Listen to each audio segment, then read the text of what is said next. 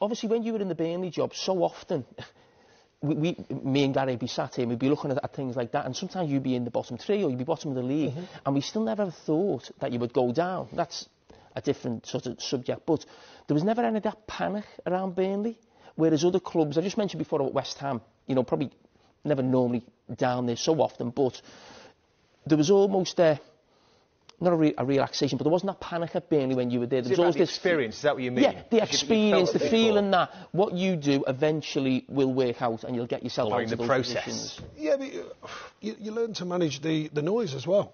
You know, you've got to manage that bit, that's the key. From Neville. You said it. No, you learn to manage the noise about what it is. You know, you're a Premier League football manager, there is going to be noise if you're not winning games. And so you have to handle that as a manager, not just a bit on the pitch, that whole feel of it. The club maybe have to understand that, where you're at.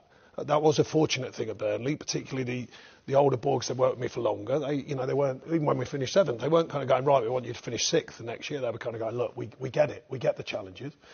Different clubs now have different viewpoints, and I think, like I say, the ownership is so important. You know, the ownership of a club can be really wanting change very quickly. They listen to the fans and the noise, or some just say, no, we're going to sit tight. And rights and wrongs are about getting the results, what everyone wants, and being in the Premier League.